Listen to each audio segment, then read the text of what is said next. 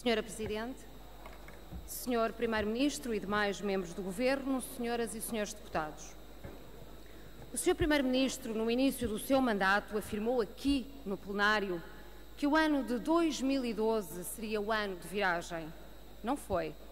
Foi, de resto, um ano de enormíssimos sacrifícios para os portugueses, suportados numa austeridade que degradava a nossa economia e empobrecia milhares e milhares de pessoas.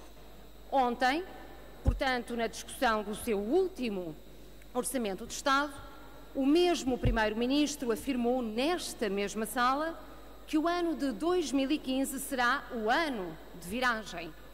Começa e acaba o mandato a prometer uma viragem que nunca chega, porque os anos correm, o disco vira, mas toca sempre, sempre o mesmo. A insistente opção pela dramática austeridade, pelo déficit, por uma dívida insustentável e pela injusta repartição da riqueza do início ao fim do mandato.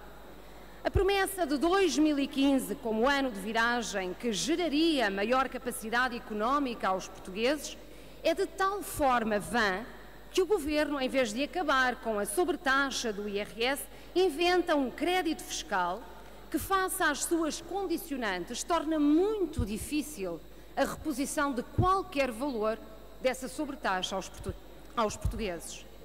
A promessa é de tal modo falsa que a brutal carga fiscal continuará a assolar os portugueses, designadamente ao nível do IRS e do IVA, acrescida do aumento do IMI e também da fiscalidade laranja.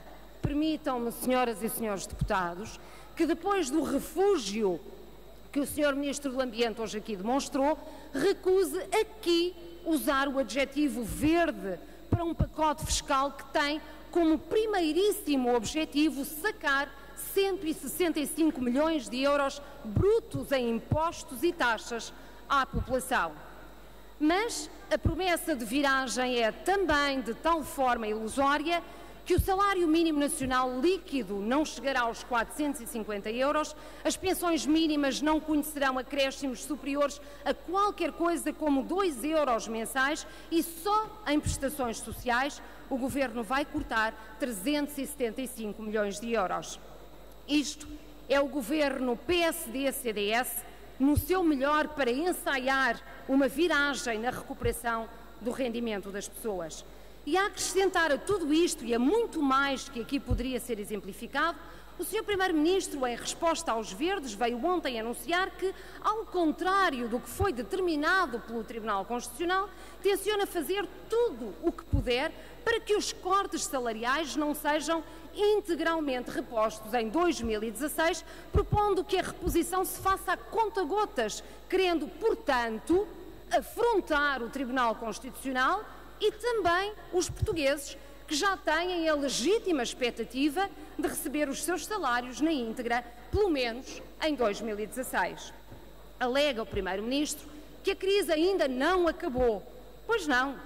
E com estas políticas não terá mesmo fim, porque o Governo vai cavando sistematicamente um buraco que impede qualquer lógica de robustez económica, bem como qualquer hipótese de diminuição das desigualdades que fragilizam este país para enfrentar quaisquer adversidades. E o Orçamento de Estado para 2015 cava mais esse buraco.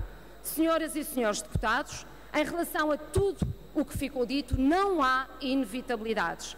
Há sempre alternativas em política e só usa o argumento da inevitabilidade o Governo que quer seguir cegamente o seu percurso sem olhar a meios e numa total insensibilidade social. Por exemplo, em relação àquilo que o Governo chama de uma margem para descer impostos, havia várias alternativas. Uma era descer impostos que folgassem a vida das pessoas e que, por essa via, gerassem condições de dinamização do nosso mercado interno. Para tanto, podia-se optar por nos livrarmos do brutal aumento do IRS, que afunilou este país a partir de 2013, ou descer o IVA, que as micro, pequenas e médias empresas muito beneficiariam em termos de mercado, designadamente o IVA da restauração, cujo aumento liquidou demasiadas empresas do setor.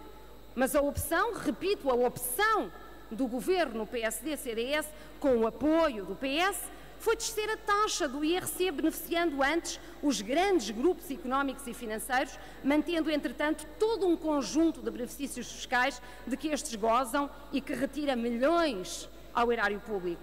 O Governo e também o PS baixaram o IRC pelo segundo ano consecutivo e, para termos uma ideia do que está em causa, só a EDP, tendo em conta os resultados e os lucros que teve, pode beneficiar, num só ano, de 40 milhões de euros com esta benesse. A política de privatizações, como da EGF ou a intenção da privatização dos transportes, também é um claro serviço ao grande poder económico. E o que é mais revoltante é perceber este nítido serviço aos grandes interesses e, ao mesmo tempo, assistindo-se ao corte que o orçamento faz para os mais pobres.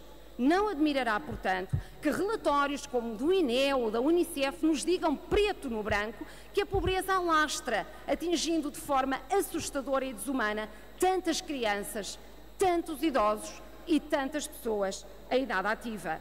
Senhora Presidente, senhoras e senhores deputados, o PEV votará, evidentemente, contra este orçamento, que acentua o fosso entre os mais ricos e os mais pobres, que claramente não visa retirar pessoas da pobreza, mas antes habituar o povo a uma dose de pobreza necessária para assegurar os ricos banqueiros e acionistas de grandes empresas.